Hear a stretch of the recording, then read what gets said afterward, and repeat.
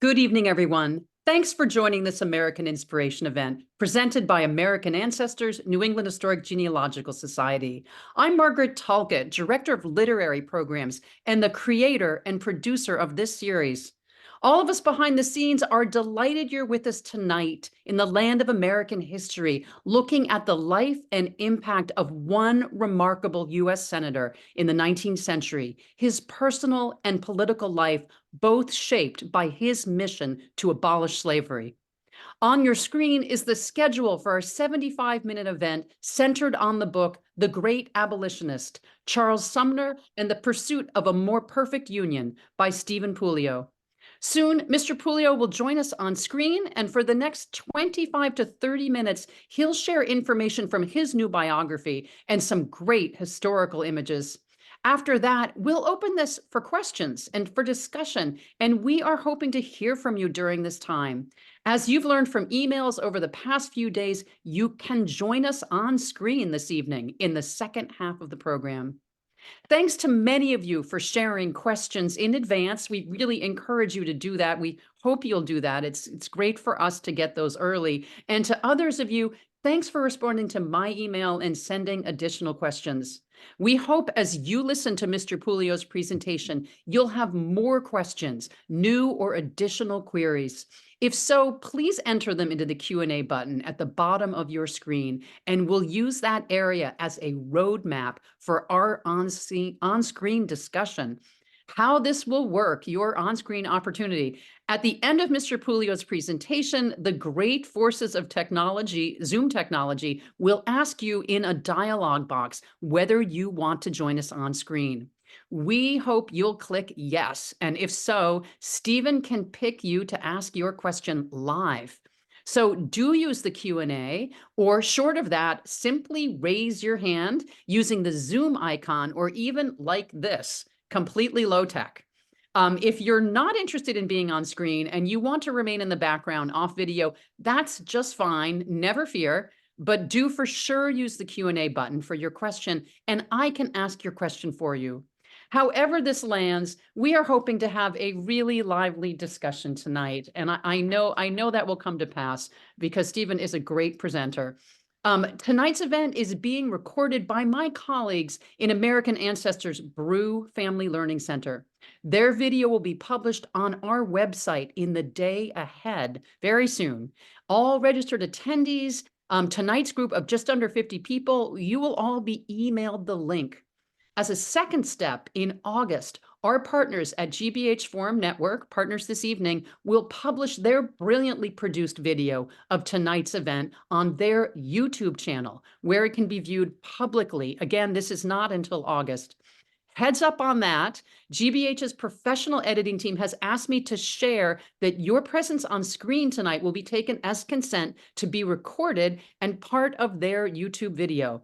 In other words, those of you appearing could see yourselves again looking super smart and history-wise. So don't be discouraged. Stephen Puleo and I really hope you will join us on screen.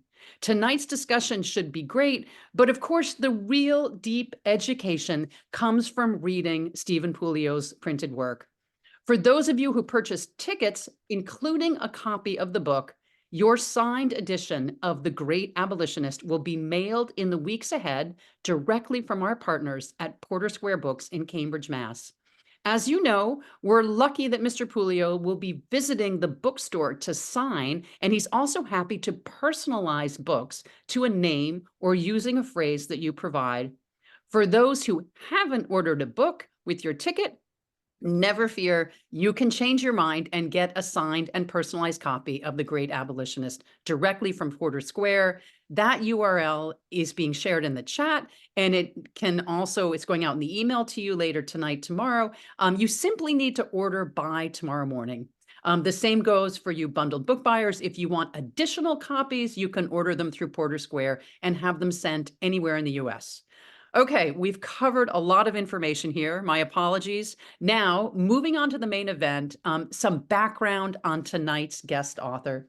Stephen Puleo is an historian, teacher, public speaker, and the author of several previous books, including Voyage of Mercy, Dark Tide, American Treasures, and The Caning. He is a former award-winning newspaper reporter and contributor to American Magazine, the Boston Globe, and other publications. Mr. Puleo holds a master's degree in history and has taught at UMass Boston and at Suffolk University. Lucky for us, he lives nearby in the Boston area. Stephen, welcome. As I've said before, I am so sorry that we're not in the same room tonight.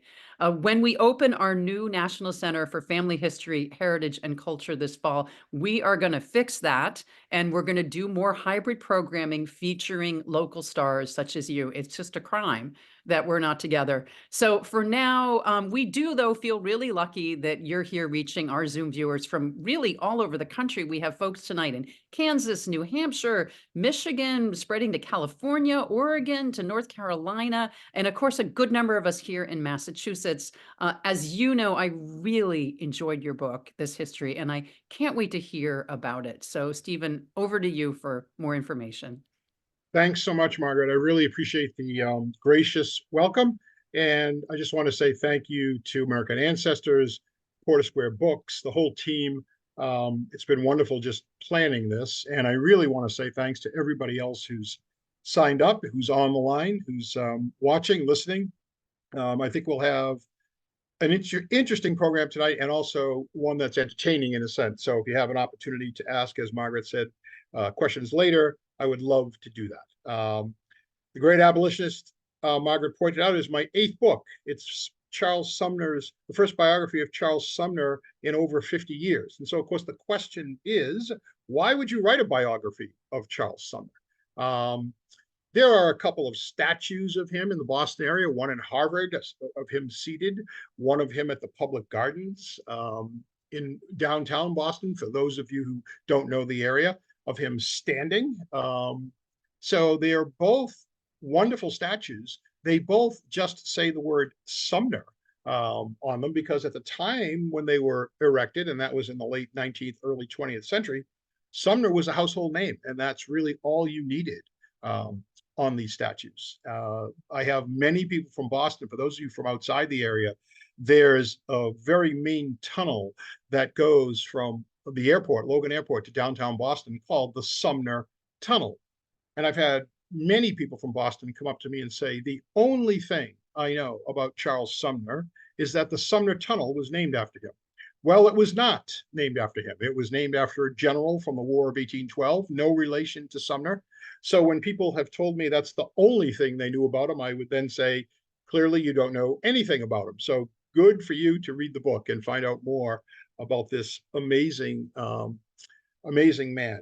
Charles Sumner, I think, is one of these people who had been lost to history, but I can tell you from a sort of a technical, literal answer of who is Charles Sumner. He was the United States Senator from Massachusetts from his first election in 1851, a very contentious election, a very narrow election when the Massachusetts legislature elected him. You recall that senators were not directly elected until 1913. So he's elected in 1851, right on the heels of the Fugitive Slave Law, the Compromise of 1850, really some dramatic stuff. And he's senator for 23 years until he dies in 1874.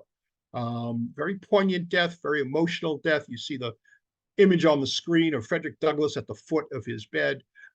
His funeral is massive in Boston. 50,000 people file by while he lies in state. And so he is a person that was a senator from Massachusetts during what I would call the most tumultuous, tempestuous, violent, shocking 2 decades of American history, the 1850s and the 1860s. And we're talking about basically the run-up to the Civil War, the war itself, and of course, Reconstruction afterwards. So the 1850s and 60s, an incredible decade. When I put it that way, you know, the run-up to the war, the Reconstruction afterwards, it almost seems tame. So the way I like to say it is, Sumner was senator during a period that saw, think about this, the Fugitive Slave Law, the Kansas-Nebraska Act, the founding of the Republican Party, bleeding Kansas, bleeding Sumner when he is beaten to within an inch of his life on the floor of the United States Senate. The Dred Scott decision, the Lincoln Douglas debates, John Brown's raid and execution, Lincoln's election, the South's secession. We nearly go to war with Britain.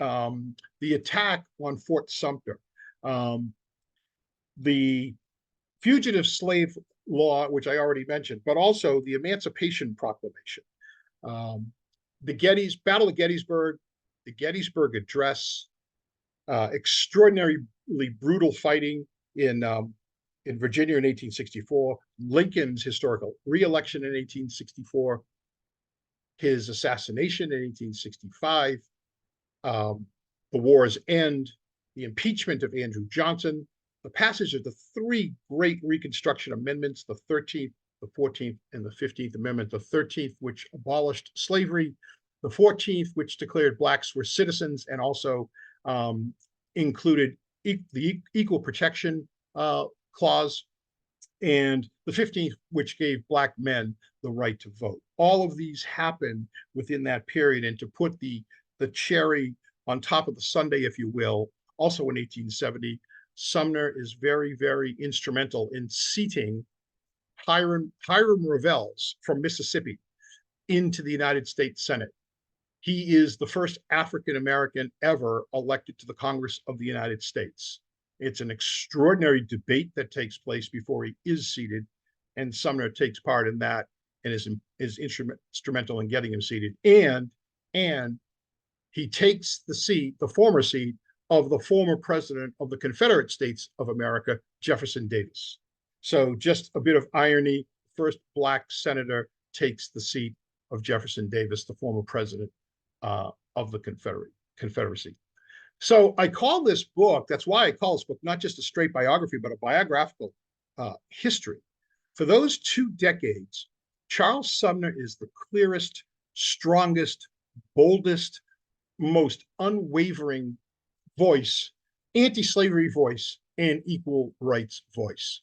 Those voices do not belong to Lincoln. They do not belong to William Lloyd Garrison, Maria Weston Chapman, Frederick Douglass, even. It's Sumner that is that voice. He is the conscience of the North when it was not fashionable to do so, to be so. He was very strongly in favor of limiting slavery when people considered that impossible. He was in favor of abolishing slavery when people considered that impossible. And throughout the whole thing, he believed in equal rights between the races. And it's for all of these reasons that I put Charles Sumner in that very small group of incredibly influential American non-presidents. So people like Benjamin Franklin, Alexander Hamilton, Susan B. Anthony, Martin Luther King Jr. I think Sumner's right there. And all these folks were more influential than many presidents, but I put him in that very exclusive club of doing that and of being that kind of a contributor to American history. One of the most important figures in all of American history, I would say. He did this all with authenticity and with courage. He was relentless. He was not a compromiser. It was a David versus Goliath battle when he first goes to Congress. He puts on the armor against the colossal power of the slavocracy, and he fights it again and again and again. He's unbribable. He's unbuyable. He seeks no ill-gotten gains. And in all of my research, I couldn't find a place where he wavered for the sake of political expediency. So I think all of that, his virtues are many, and he does all this at great cost, great social costs, great political costs, and great physical cost when he does endure this beating by Preston Brooks in 1856. He also does all of this with many, personal flaws and personal shortcomings. He's a brilliant guy. He's a Harvard graduate, but he's also very much an elitist. He's a bit condescending. He's sanctimonious. He's imperious. He's humorless. he had a small circle of friends, but very few friends who stayed friends with him for his whole life. Henry Wadsworth Longfellow was one of those. Sumner was very close to Longfellow and to Fanny Appleton Longfellow before she perished. His friends took him in very small doses, and we all have friends like that. Sumner was one of those people. His lack of humor grated on his friends often. One of his friends said, "You could tell Charles Sumner the moon was made of green cheese," and he would spend 3 hours arguing as to why that could not be so. And so that's part of what he had difficult with. He was not close to his family. He had a hard time making alliances in a business that sometimes requires alliances. So his virtue, I think, was his strong moral courage and his unwilling to compromise on these major issues. But his personal shortcomings sometimes made it difficult for him to get things done. He passes virtually no significant legislation on his own, but he is the driver of all of that significant legislation that I mentioned earlier. He's in the middle, in the thick of this fight, from the Compromise of 1850 and the Fugitive Slave Law all the way up to the end of Reconstruction, or I should say, the admission of the last state back into the Union in 1870, Georgia. So despite his personal flaws, I would say his commitment to the anti-slavery cause is unrivaled during this period of time. His commitment to equality is, well, unequaled, I would say, during this time. And it starts even before he's elected.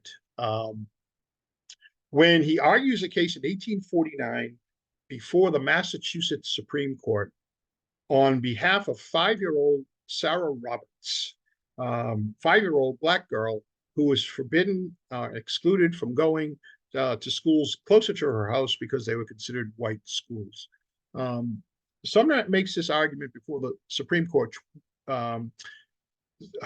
Sarah Roberts' father had lost at a lower court, and it was very common for the Supreme Court to hear an appeal for the first appeal. Sumner makes a brilliant argument that's about 100 years ahead of his time. He first uses the words equal protection under the law during this argument. He first puts forth the precept that separate but equal is inherently unequal in this case before Lemuel Shaw, a very gruff, very powerful Chief Justice of the Massachusetts Supreme Court. He loses the case. But the arguments that he makes during the Brown case, the Sarah Roberts case, are used in the 14th Amendment, the Equal Protection Clause of the 14th Amendment, and are used in 1954 by Thurgood Marshall in the Brown versus the Board of Education case, that in which the Supreme Court ruled that separate but equal was inherently unequal. Sumner's words from 1849. Sumner's words and Sumner's concept are used by Martin Luther King during the Civil Rights Movement, and they are woven into the Civil Rights Acts of 1964 and the Voting Rights Act of 1965. So he is literally, I think, 100 years ahead of his time. He makes these arguments when, keep this in mind, these arguments were unheard of, considered extremely radical. Almost nobody was making them on a national level. And this case, by the way, this 1849 case, put Sumner into the national spotlight. So he's elected in 1851, right after the Fugitive Slave Law, when Massachusetts sends her first slave back to bondage. The Fugitive Slave Law required northern free states to assist slave hunters when runaways would leave the plantations and head north. And so Massachusetts law enforcement, Massachusetts judiciary machine is responsible for sending the first slave from Boston back to slavery in 1851, Thomas Sims, runaway slave from Georgia, who stowed away on a ship, made his way to South Boston, but was caught in downtown Boston by a slave hunter. The abolitionists in Boston are outraged by this. The legislature is in the process of trying to elect a senator. They can't come to an agreement. Most of the leading candidates are not palatable to the full legislature. There's a 4-month battle for who will be elected senator. Sims is sent back in April of 1851. Sumner is elected on the 26th ballot about a week later. Very close election for the U.S. Senate. He gets to Washington and makes history again. His first major speech, which is the first major anti-slavery speech in all of United States history. Sumner made the first in 1852 and the last in 1860. This was a speech in which Sumner would talk about repealing the fugitive slave law and why the law was unconstitutional.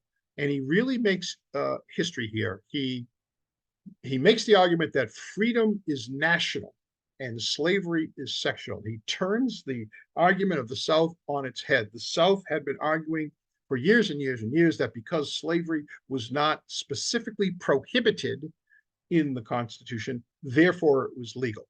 Sumner made the argument that because slavery was not specifically mentioned in the Constitution, it was not constitutional at all, that the founding fathers had no wish for slavery to be part and parcel of this American experiment when they created the Constitution. He said there needs to be affirmative language if that's to be the case. You cannot infer, you cannot suppose, you cannot surmise, you cannot engage in conjecture about slavery. That the Constitution, he says, contains no language in which Congress is authorized to make a king. Similarly, it contains no language in which Congress is authorized to make a slave. He turns this argument of the South on its head, and quite frankly, the argument of abolitionists on its head. Many abolitionists had wanted the Constitution to be torn up, the Declaration to be torn up, because slavery was not specifically prohibited. Sumner, by making this argument in 1852, brings the whole abolitionist movement a little bit closer to the mainstream. Still has a long way to go, but brings it a little more closer to the mainstream and makes this abolitionist movement less of an anti-American movement, which is what it was perceived as by many moderates in the North and conservatives in the North, because it called for the abolition of the Constitution and the Declaration as well. Sumner makes this case no. You know, if you believe, if you are opposed to slavery, that tells you you believe in the Constitution, that the Declaration and the Constitution's language on freedom, equality, all men are created equal, is the underpinnings of the country. Did the country have to make compromises to get the Declaration and the Constitution passed? Absolutely. Otherwise, there's no support from the South Carolinians, the Georgians, and most importantly, the Virginians. But Sumner's belief is that the founding fathers wanted slavery and expected slavery to die within a couple of decades, which is why in the Constitution, the transatlantic slave trade is abolished as of 1808. That, of course, changes with the cotton gin and big cotton that happens after that. But Sumner says that slavery and racist law was an ignorant misreading of the Declaration and the Constitution, not an inevitable condition flowing from those documents. So he makes this argument in 1852, which is very early in the game. Most people did not want to hear it. There was a gentleman's agreement in Congress that slavery was not even going to be discussed in 1852 because it was a presidential election year. And Sumner, as he often did, kind of blows that away and makes this compelling speech, and then moves to abolish the fugitive slave law. He loses that vote 47-4. I think even he was disappointed. He didn't expect really to win it, but it's really a humiliating, embarrassing defeat for him. And it takes him just a little while to recover, although he says at some point that will be the law of the land, and he was proven correct. So he then moves forward. The Kansas-Nebraska Act, which repeals the Missouri Compromise in 1854, is passed. All of these things you learned about in high school and said to your history teacher, why do I need to know this? It's good for you to know this. So once the Kansas-Nebraska Act is passed, there is tremendous violence out in Kansas. Murder, rape, mayhem, as the South sends thousands of people to try to make Kansas a free state. They're a territory trying to become a state. And thousands of abolitionists come from the North to Kansas. They converge on Kansas. There is tremendous violence, destruction. The plains are on fire. Bleeding Kansas comes from this expression. I think you'll enjoy this part of the book. I say enjoy. I use that word advisedly, but I think it's pretty revealing what happens in Kansas. Kansas becomes the center of the slavery debate. It's no longer in Boston or South Carolina or Washington, D.C. Kansas is the center of the debate for all of 1855 and into 1856. And Charles Sumner decides he needs to make another speech. He's received hundreds of letters from people in Kansas and in other parts of the Midwest saying, please help us. What are you going to do about this? The South is sending people to try to make us a slave state. And so Sumner decides he has to give another speech. And on May 19th and May 20th, 1856, he delivers a landmark speech, a very, very famous speech called The Crime Against Kansas. And in the speech, he argues eloquently about the evils of slavery and what's going on in Kansas, but he does more. He does more than that. He engages in personal invective, which Sumner often did. It's part of his issue of not getting along with people. He engages in personal invective and takes on very, very specifically the U.S. Senator from South Carolina, Andrew Butler. South Carolina, probably the most ardent pro-slavery state at the time. Andrew Butler, probably the most ardent pro-slavery senator at the time. Butler's not in the chamber, but Sumner accuses Butler of having a mistress who is polluted in the eyes of most, but beautiful in his eyes. That's the harlot slavery. So he accuses Butler of having a courtesan slavery. And then Butler was not in the chamber because he was home recovering from a stroke, which had paralyzed his face, partially paralyzed his face. He had a very difficult time speaking. And when he spoke, he tended to expectorate or spit. And Sumner insults him in this way, too, during this speech, and says that every time he spoke, he slurred, and that every time he opened his mouth, out flies a blunder, kind of a double meaning. But the South is outraged at these remarks. Even some of Sumner's northern colleagues are very nervous about these remarks being too personal.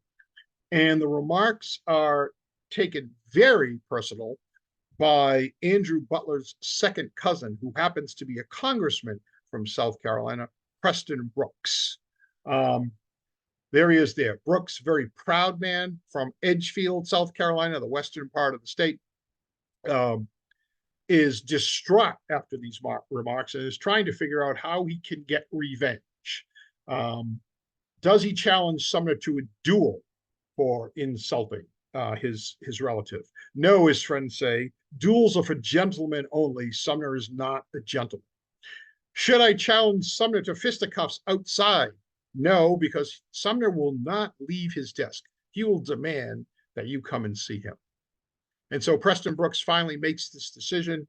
And on the morning of May 22nd, 1856, he enters the Senate chamber, walks down the center aisle. Senate is out of session. Charles Sumner is at his desk.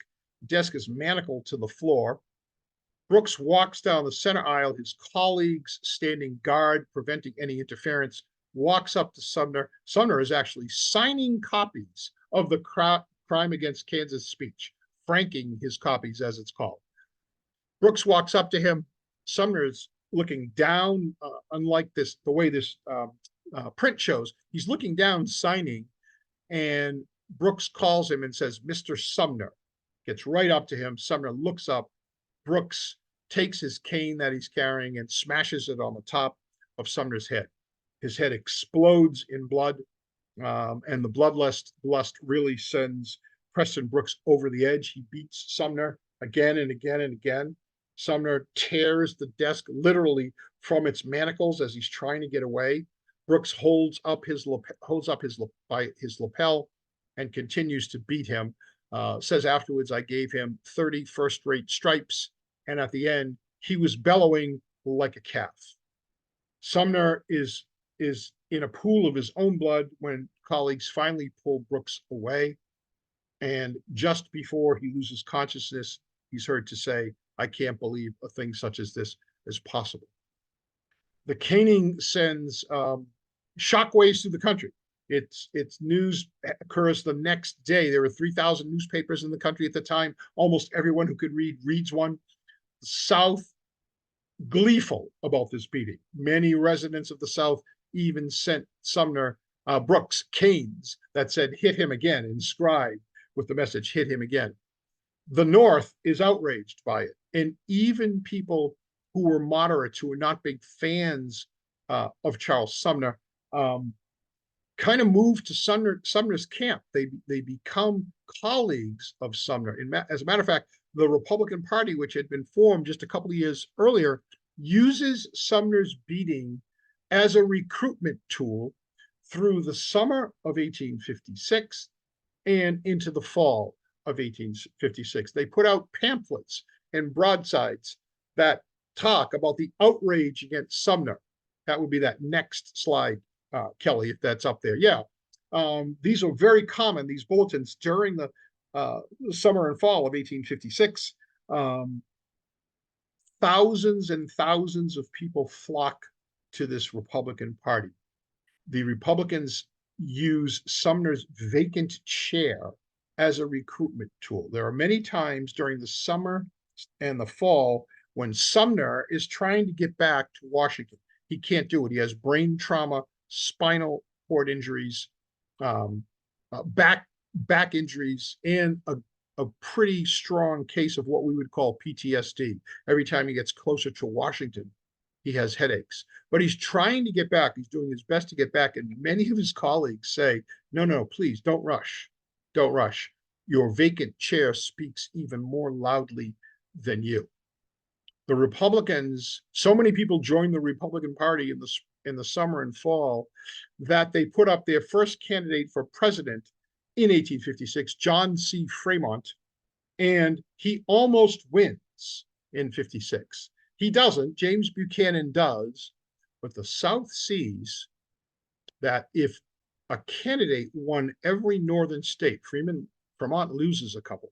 If a candidate won every northern state, that a Republican anti-slavery candidate could be elected without a single Southern electoral vote, which, by the way, is exactly what happens in 1860 with Abraham Lincoln. Sumner is out of the Senate for almost 3.5 years. He goes to Europe a couple of times trying to recover, endures awful treatments, including open flames on his bare back that a surgeon suggested might help relieve the tension on his back. They burned Sumner terribly. 5 or 6 times he's burned as in an effort to kind of alleviate this pain. But he's over there for a couple of years. He makes 2 separate trips to Europe. And finally, in December of 1859, he is able to return to the 1860 session of the Senate. And in June of 1860, he gives the last major anti-slavery speech in all of American history, called The Barbarism of Slavery. There are no speeches in the summer of 1860. There are no speeches in the fall. In The Barbarism of Slavery, the question is Sumner going to be as feisty? The place was packed to see how he would behave, and he loses none of his vigor. He gives an all-out assault on slavery, both from a moral standpoint and an economic standpoint. It's a pretty amazing speech. Finally, in the fall of 1860, of course, Abraham Lincoln is elected. And a big part of this book, a big part of The Great Abolitionist, is the relationship between Sumner and Lincoln. It is really a very strong relationship. Didn't start out that way, but it became that way. The two men very much learned from each other. As a matter of fact, the book starts with the prologue, and the beginning of that prologue is Sumner at Lincoln's bedside. The night that Lincoln was shot, little mark there, that's Sumner with the blue mark. When Lincoln is shot, and at this point he is very, very close to death, Sumner is there, and he has an all-night vigil in the room. He's there till 7:30 the next morning. These two men were really interesting as a duo, I would say. They both shared many things. They both shared a love for the Union.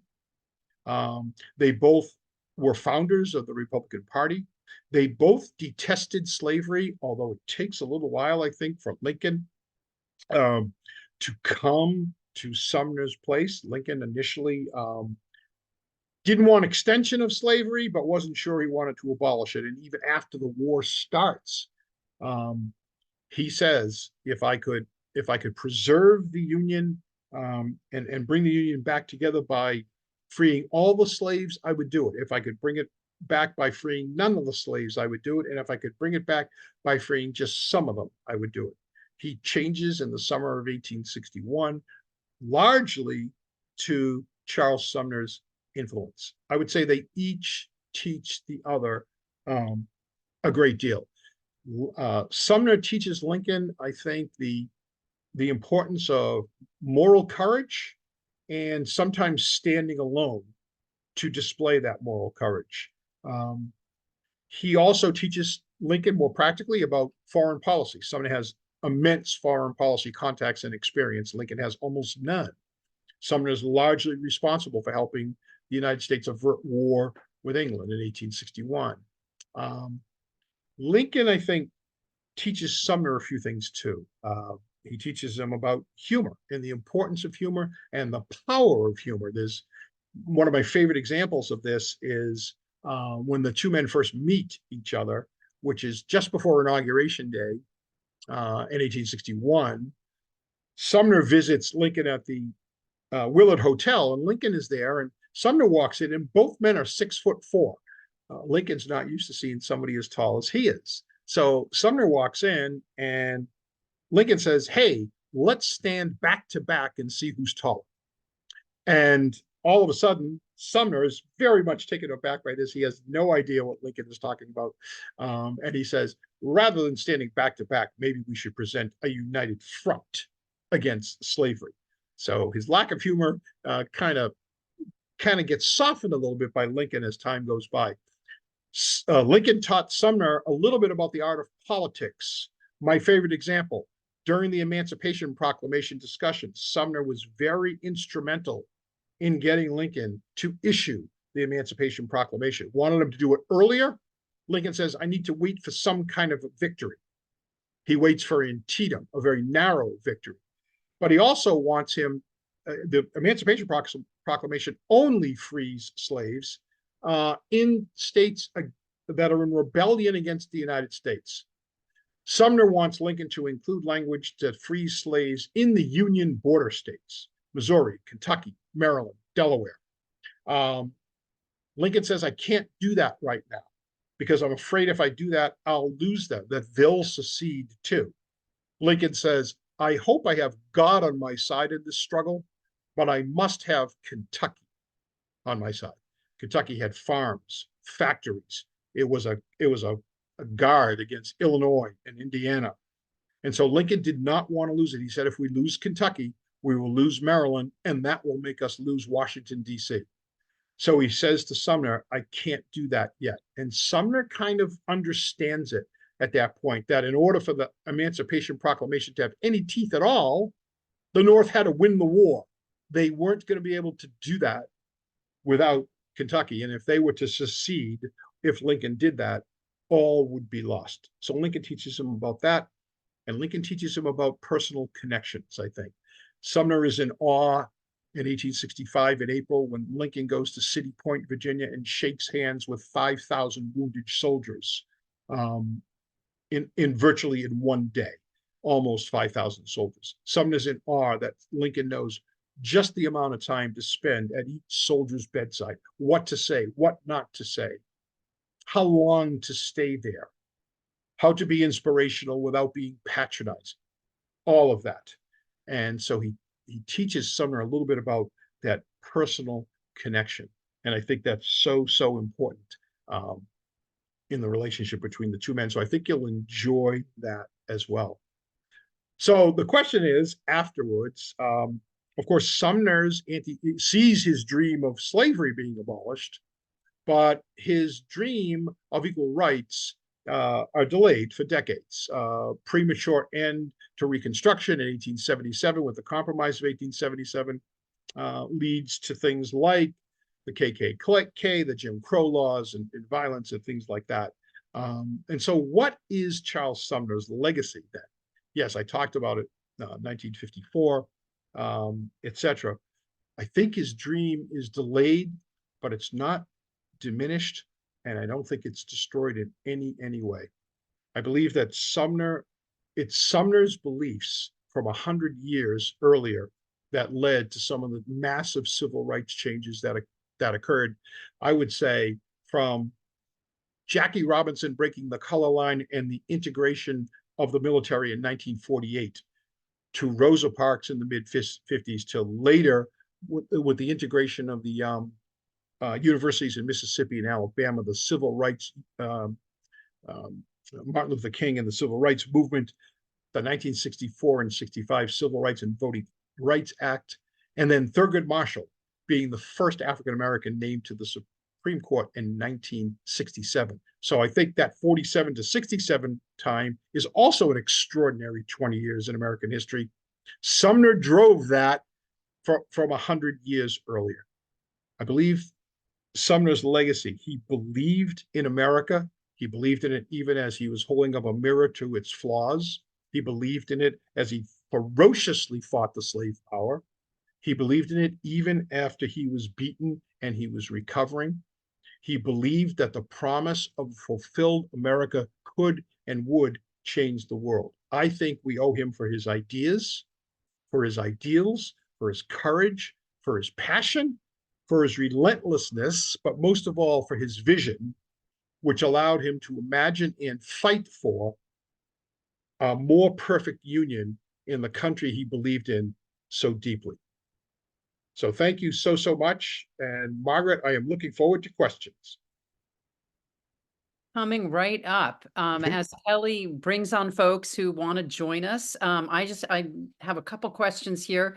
First off, really enjoyed your presentation. Thank you so much. We love images. Thank I you. really enjoyed seeing those. So thank you. I wanted to ask a question about Sumner as a product of Boston.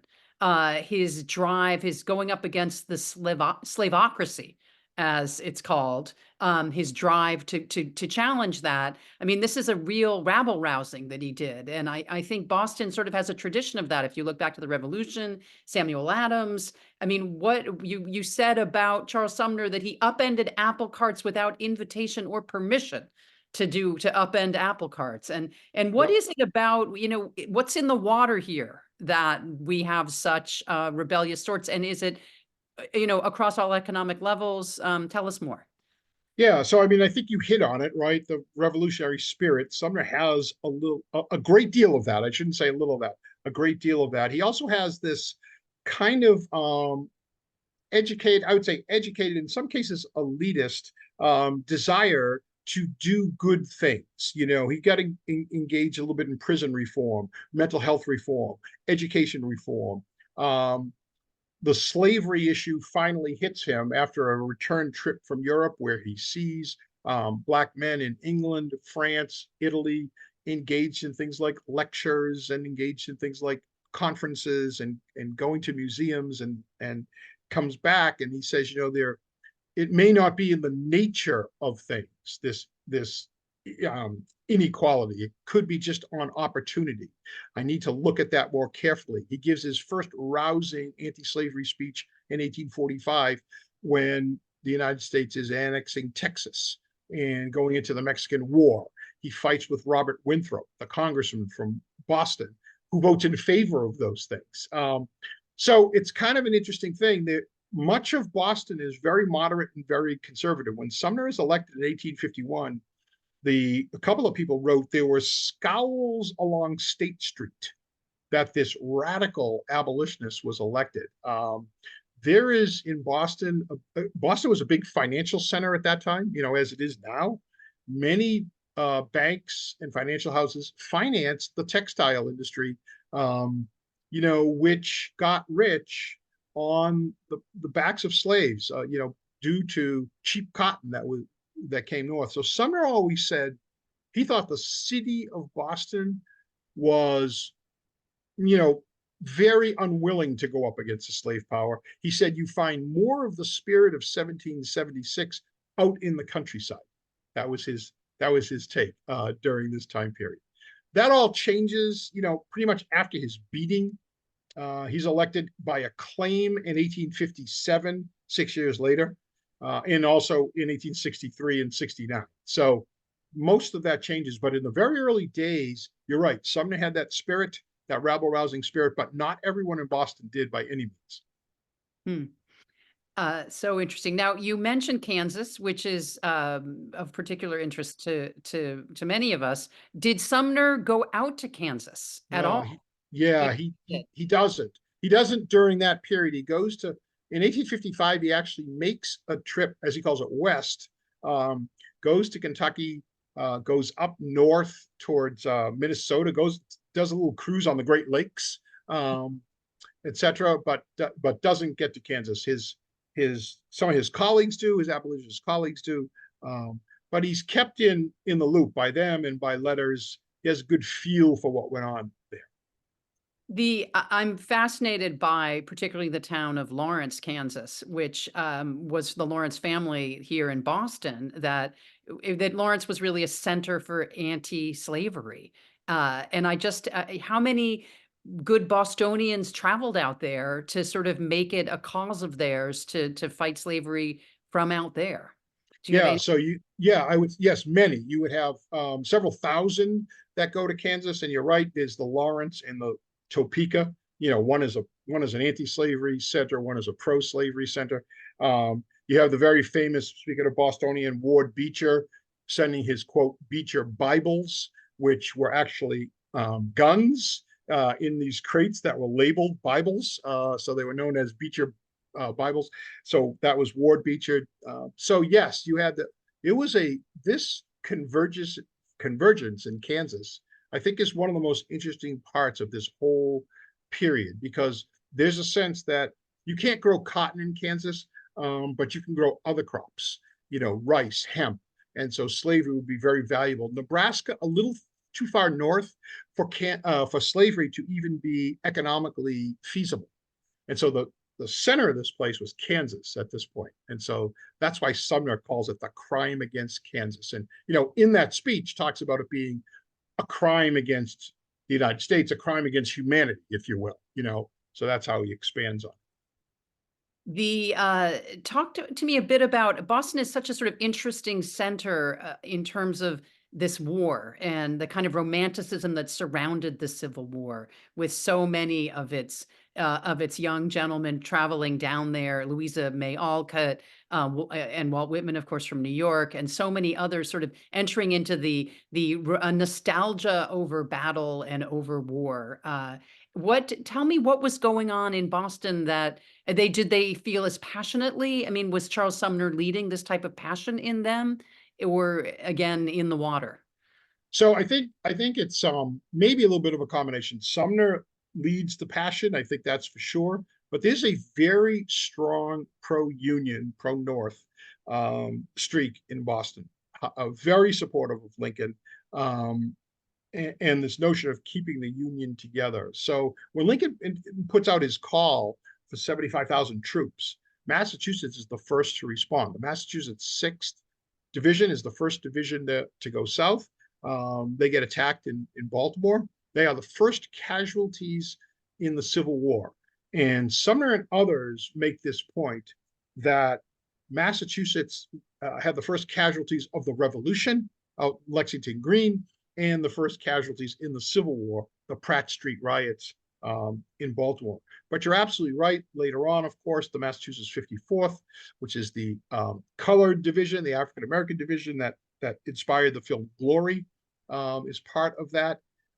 There's a very strong, I would say, pro-union feeling here, and that we had to fight to protect it. Sumner is more of a pacifist. He's not a big war guy, but when the war breaks out, says, then this is the opportunity to abolish slavery. I'm not thrilled that we're going to war, but But here this we is the go. opportunity. Yes. Yep. Here we go. Yep. So we very kindly have a guest attendee here, Anne Marie Knighton, who will ask her question live. And if Anne Marie, if you don't want to turn on your video, you can ask it vocally, whatever you prefer. We'd be happy to see you or not. But go ahead. If you can. Can you unmute? Or Kelly, can you unmute her? Yes. There she goes. Okay. Thank you. Hey. Oh, I'm just so Hi, Anne thrilled. Marie. Hello, hello. I'm so excited to hear your remarks, and I bought your book, and I'm looking forward to reading it. And I'm Thank you. curious, you kind of answered it, but is there anything in Sumner's younger life? I mean, what influenced him? What led him to become the great abolitionist? Yeah, it's a great question. And I love these questions because you can't do everything during a presentation, right? So the questions allow me to give more of the story. Yeah. So first of all, he has a very poor relationship with his father. Not a great family relationship overall. However, his father, who was both a minister and a sheriff at different times in his career, was a very strong anti-slavery person, did have a lot of influence on Sumner from that point. But then very early in Sumner's life, when he's 23 years old, 1834, he goes to Washington, D.C., makes his first trip to D.C., and sees the slave auctions, which are still there, and which are going on in D.C., sees the slave pens. At the same time, he's watching Congress being in session, and he's listening to John C. Calhoun speak. And so he's kind of getting that sort of an education too. He comes back, and I think that's really what starts it, what forms it. And then when he goes to Europe in 1837, 38, 39, all the way up to 1840s in Europe the first time. And that's when he kind of, first of all, he gets an earful from the sanctimonious British that we still have slavery in the United States, even though they only abolished slavery like 25 years earlier. So Sumner talks a lot about that. But second of all, he goes to England, France, as I said, Italy, and sees Blacks involved in intellectual pursuits, cultural pursuits, et cetera, comes home in 1840, starts to practice law and hates it. It's too dusty. He hates the law books. He wants to do something bigger with his life. In 1844, his sister Mary, as I said, passes away from tuberculosis. Sumner is in the bed next to her, basically with exhaustion, and almost dies himself. When he emerges from that, he ends up saying, "I need to do something else with my life. My life is different, has to change." And in 1845, as I said, gives that first thunderous anti-slavery speech in Boston during the annexation of Texas debate. And that kind of launches him. Yeah. Does that answer your question, Anne Marie? Thanks. Anne Marie, stick with us if you want. We'd love to have you stick around. Maybe you'll have Yeah, another please. question. Please stay if you want.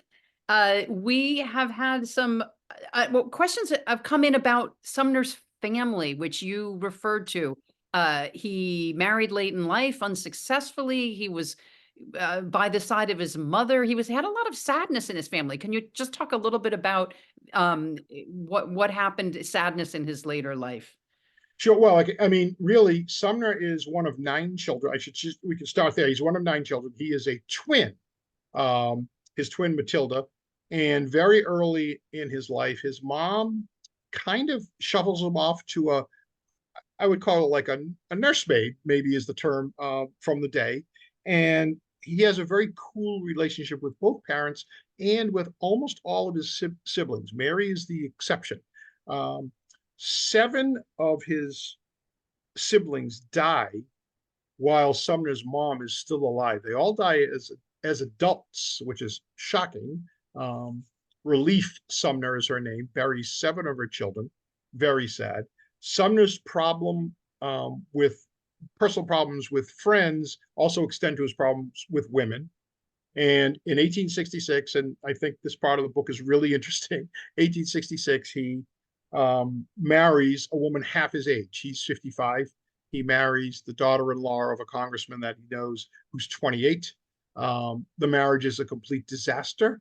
I don't want to give too much away. I think it's worth reading as to what happens, but it was very public and very sensational at the time. So yeah, there is a lot of personal sadness, I think, in his life. And even his sister Julia, who he's not overly close to, said, if you go really deep, deep down into Sumner, he does have a heart. He does have emotions. He does hurt. And so, yeah, in some ways, he's a little bit of a tragic figure in that way, I think. He had a particular friendship with Mary Todd Lincoln. He did, yeah. In the book, and they bonded over. Tell me what happened there. How did they bond, or what did they? Yeah, bond? I'd like to say too. He has relationships with 2 strong women. One, Fanny Appleton, Fanny Appleton Longfellow. He considers Fanny Longfellow a genius. Loves talking politics with her, books with her, great ideas with her. And when she dies a very horrible death. She literally burns to death at the Longfellow home when she was cutting off some of her a lock of her child's hair, and the wax that she's using to preserve it catches her dress. And Sumner is devastated when Fanny dies because of their friendship. Mary Todd Lincoln, it's really interesting. He's friends with her. He also considers her very smart, much of an intellectual. Mary had a lot of her own emotional problems, as most people know. I think Sumner relates to it a little bit.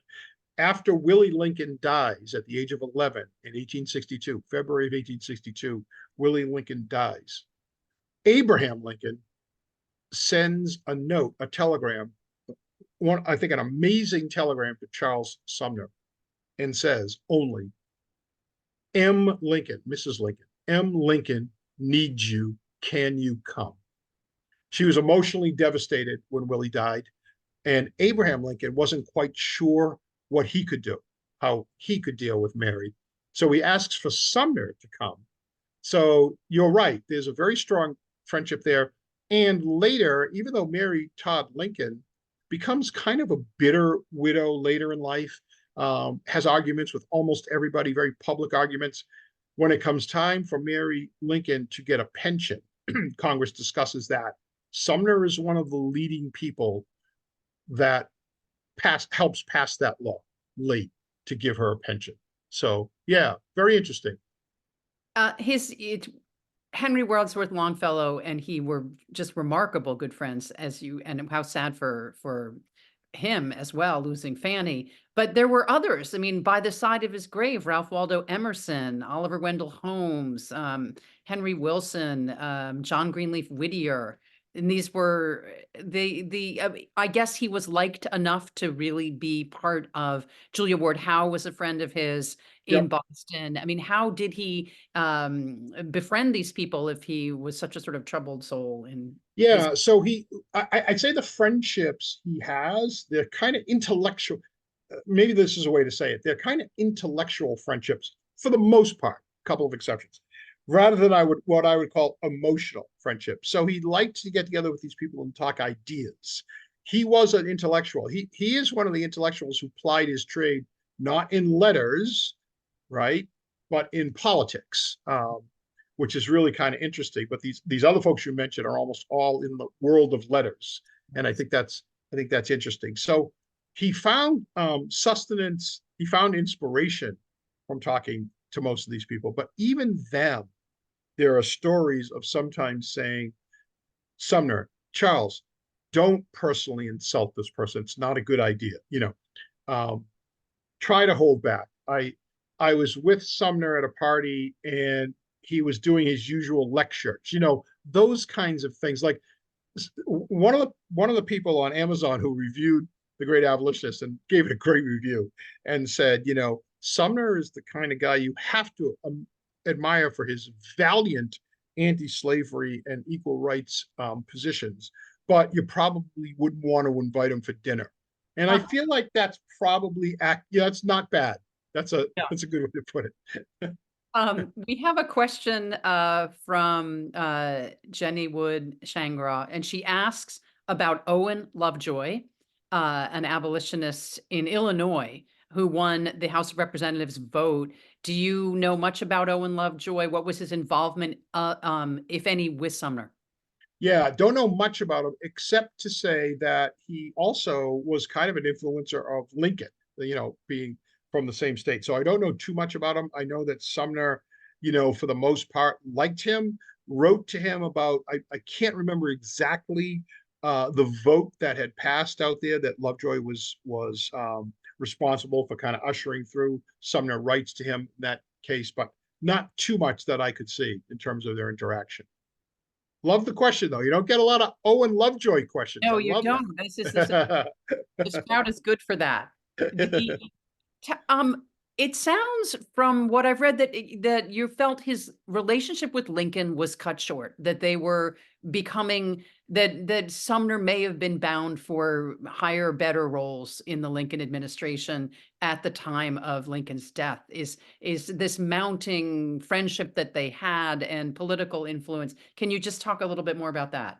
Sure. One of the things that there's a really strong conjecture that Sumner is going to be Secretary of State, that Lincoln's going to name him. So he doesn't. Seward is. But what happens is Lincoln really relies on Sumner. And I think when people see the part of the book where we almost go to war with England twice, once over the Trent affair, when the United States takes two Confederate officers, two Confederate dignitaries off of a ship, they are on their way to get England to support the Confederacy. But we almost go to war with England because England's neutral at the time, and it's considered sort of an act of war. Sumner almost single-handedly prevents this because of his contacts in England. And then later, the British use their shipbuilding capabilities to help the Confederates build ships. The Confederates essentially have no navy, and they build ships. One of those ships is the USS Alabama, which wreaks havoc on Union shipping. And so there is this huge case afterwards lumped under what's called the Alabama claims, where the United States basically sues England for prolonging the war. Sumner is right in the middle of that whole discussion, demands, I think it's upwards of $2 billion from the court in The Hague, and we end up getting $15 million, still an extraordinary amount from the British because they built Confederate ships in their shipyards. So I'm saying that Lincoln relies on Sumner a lot for the foreign policy piece of that. And Lincoln even says, some people think I rely on Seward more than I rely on you. I don't know where they get that impression. I rely on you most of all for these kinds of things. Yeah. And how did he get all those relationships in London? Yeah, most of them were those early trips. He makes the trips in from like 1837, 1840, and then after his caning is back there from 1857, comes back in 58, goes back in 58 for another year, gets back in like I said, December of 59. So he's been to Europe a couple times. He writes, he keeps up correspondence with everybody. Some of the members of Congress, Parliament. So yes, he's very active in that relationship. And Lincoln admittedly says, I don't have any international connections. So now, you're Charles Sumner and you're traveling in 1837 and are you a lawyer yet? You're not a lawyer yet. And you're not a U.S. senator yet. What are these gentlemen doing traveling around Europe? I'm just interested. Is it like a grand tour? Is he a wealthy man? Is that what he's doing? Great question. So he has his law degree and has dabbled in some things, but you're right that I wouldn't call him a full-fledged lawyer yet till he comes back in 1840. They're not wealthy. the family does have some money, and it's not unusual for people who graduated from law school to try to take a little trip down to Washington, like learn about it, learn what goes on down there, kind of see, what do you want to do? Sumner comes out of there saying, I will never be in politics. I hate politics. That's never going to happen. So, of course, that he was wrong about that. He ends up being in politics for 23 years. But yeah, so he's, I won't say that he's independently wealthy. He actually does watch what he spends on this trip and even reports on that in his letters home. But I think it was a rite of passage, maybe. And now, because we're so curious as to how you do your research, how did you transition from writing mostly about regions that, you've got some wonderful books about that relate to Boston history, and this is much bigger than that. And, how did you go on your travels of research? How did you come to this topic and then explore it? I know you were at the Harvard Libraries a lot, but tell us a little more. Yeah. So, it's interesting. I first came across Sumner in a big way when I was getting my master's degree in graduate school, when I read David Donald's biography. So Donald writes, I got my master's in 1994. So let's say 92-ish. His biographies were already 20 years old. So David Donald writes a biography in 1960 and a biography in 1970, a 2-volume biography on Sumner. Interesting, I kind of filed it away. Did a little bit more research on him when I wrote my Boston book, A City So Grand. And then a lot of research on both him and Preston Brooks when I wrote The Caning in 2012. And so much of the research was interesting. Much of the research for Sumner is in the Boston area, of course, like you said, Harvard. Most of his papers are there. But I also went to South Carolina, and I went to Edgefield, South Carolina, to do the Preston Brooks side. So Brooks has got papers at USC, University of South Carolina, the other USC, as they call it, in Columbia. Lots of papers there, but then he also has a lot out in Edgefield, where I was able to go out there. So I was able to put that part of the story together. But Sumner has so many letters that he writes and so many letters that he receives that you can not only build his story, but you can kind of build this era from some of those letters. So I was able to do that, and I think it for me, it's all about story. And as I'm reading many of these Sumner letters, I'm thinking, wow, I can't wait to dig into this book and to write this book. And our last question here, one thing that stuck with me is your comment that the caning attack crushed the hope of reconciliation between North and South, which really put Sumner at a turning point for this country. And anything more to add on that? I'm getting goosebumps thinking about it. His Yeah, role. sure. I think that the caning, in the subtitle of The Caning, is the assault that drove America to civil war. The caning, I think, changes the slavery debate from what I would call intellectual debate, academic debate, political debate, to a really visceral, gut level debate. Now, it still takes 5 years for war to start, but the dominoes start to fall very, very quickly. And I mentioned some during my presentation. The Republican Party growth is astonishing as a direct result of the caning. And the Dred Scott decision, I will tell you, I think, where the court rules that blacks are not citizens, can't sue, have no standing, is a counter. It's a Southern-leaning court, is a counter, I think, to that growth of the Republican Party, et cetera, et cetera. So, yeah, I think it's Sumner, of course, misses the Lincoln-Douglas debates because he's in Europe at that time in 1858, and some of 1859, gets back just around John Brown's raid and execution. That's when he comes back to the country. So before we turn to reading, Anne Marie, you're up there with us. Is there anything you want to ask? Anything more you want to say? We would love to hear from you if you want to say anything else.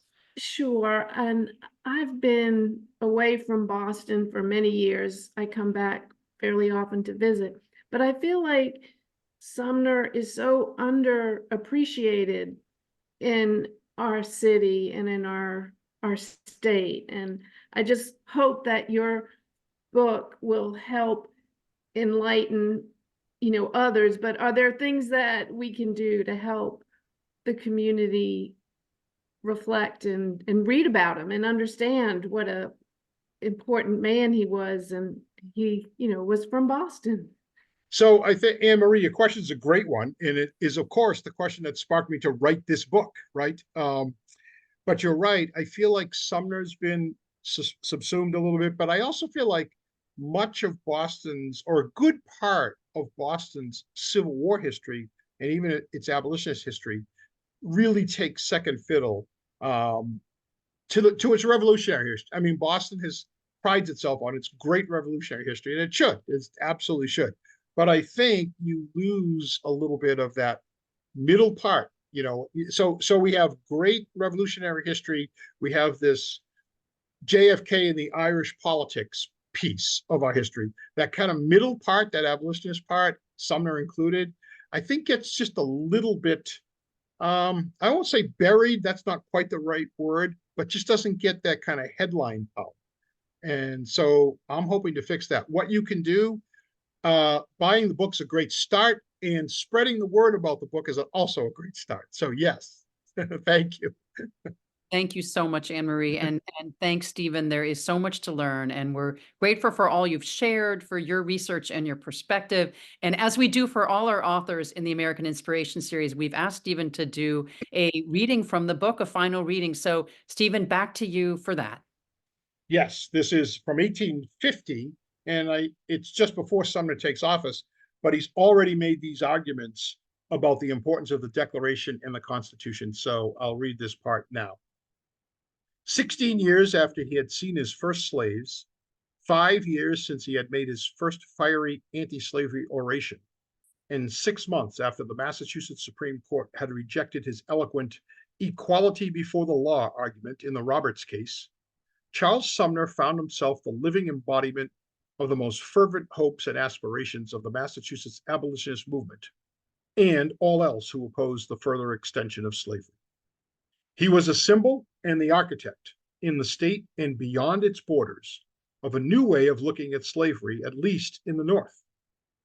Sumner had turned the abolitionist argument on its head. The Declaration of Independence and the Constitution should not be rejected because they explicitly did not prohibit slavery. They should be embraced because their indisputable messages of freedom obliterated the very notion of slavery. Sumner's framing had moved the radical abolitionist movement nearer to the mainstream, with still a long way to go, and caused those who were ambivalent or agnostic about slavery to take a fresh look at the issue. An anti-slavery position was no longer an anti-American position, as the abolition movement was often portrayed with its initial calls for rejecting the Constitution. Such an extreme view too often provided fodder for opponents who sought to ridicule the movement and relegate it to the radical fringe. In his youthful days, Sumner himself had once called for abolishing the Constitution because of the slavery question. But as he wrote and thought further about the issue, his thinking evolved and had come full circle. Now, Sumner believed that those who revered the country's founding documents, people precisely like him, in fact, could feel comfortable that demanding slavery's demise represented the loftiest ideals of the American founding promise of freedom and equality. If you loved America, Sumner insisted, then you must hate slavery. Thank you so much for making this important man appear so human, Stephen, and for pointing out that even back in Sumner's time, politics and perception were really driven by language.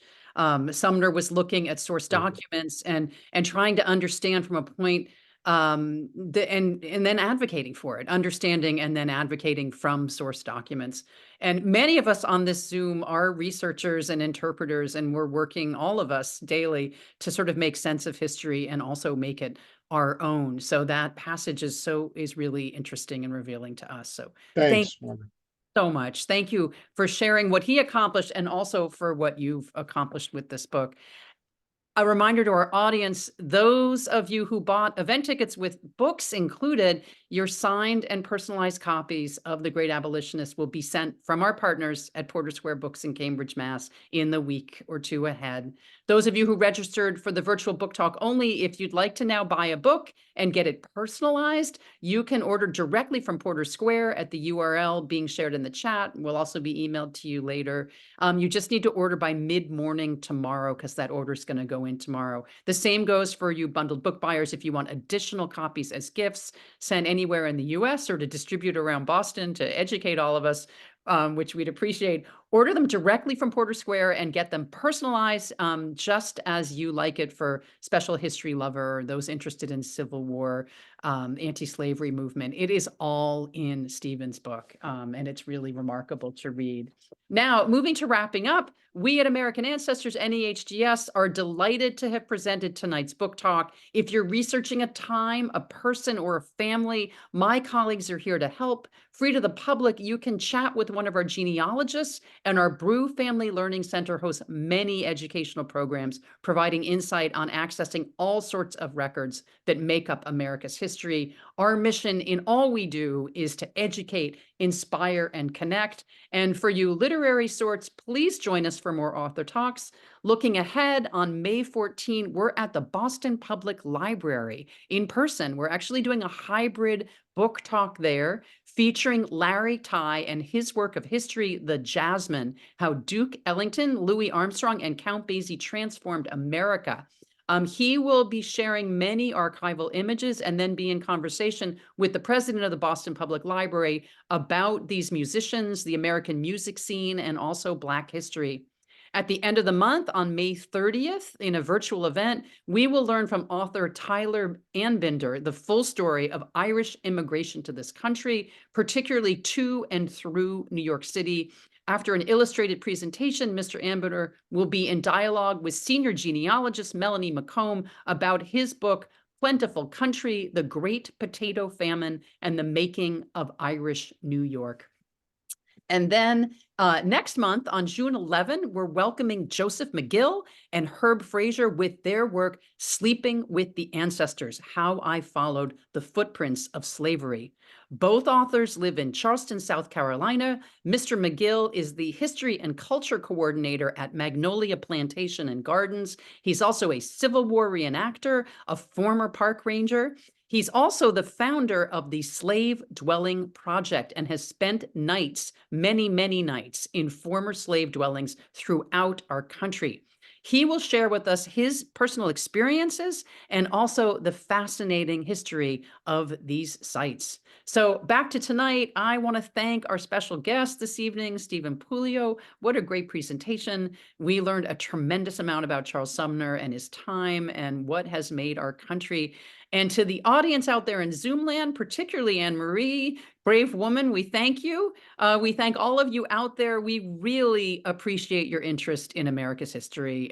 Stephen and I do. Thank you so much. Really, really grateful to all of you. The good and the bad, it's all there, right, Stephen? Just have to Yes, keep it is.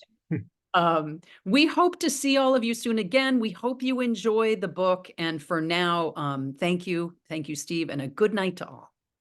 Thanks, Margaret. Thanks to all.